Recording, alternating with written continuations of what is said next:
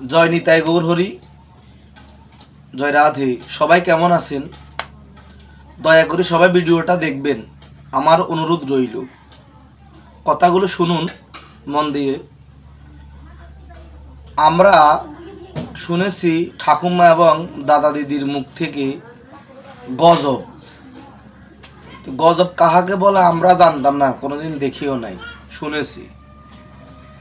2024 সালে এসে গজব কাহাকে বলে আমরা সবাই দেখতেছি। এখন দেশের যে পরিস্থিতি, বিভিন্ন জায়গায় বন্যা প্লাবিত হয়ে, জলবদ্ধতা সৃষ্টি হয়ে এবং নানানভাবে ক্ষয়ক্ষতি হইতেছে মানুষের।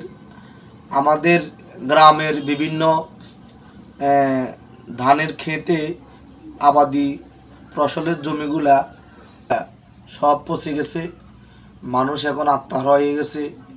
অনেক টাকা পয়সা খরচ করি আপনার ফসলাদিগুলা করার জন্য চেষ্টা করতেছে সবাই। আমাদের কোন পাপের কারণে ভগবান আমাদেরকে সাজা দিল বুঝতে পারতেছি না।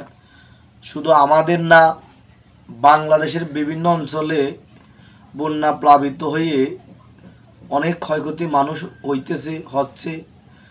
যার সাথে যোগাযোগ করি না কেন সবাই বলতেছে আমার এই সমস্যা, ওই সমস্যায় সবাই জর্জরিত হয়ে গেছি।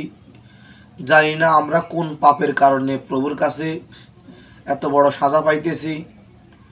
সবাই কৃপা করে প্রভুর কাছে করজোড়ে ক্ষমা প্রার্থনা করেন। যে যেখানে আছেন,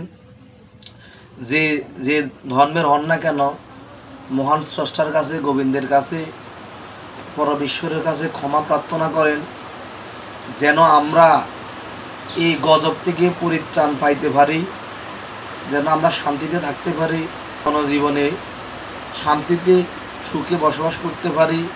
এই কামনা আমি করি এবং আপনারা গোবিন্দের শ্রীচরণে কামনা করেন। যেহেতু আমরা সবাই ভালোভাবে বসবাস করতে পারি, গোবিন্দের কাছে আমার এই চাওয়া, আপনারা সবাই গোবিন্দের কাছে এটুকু চান।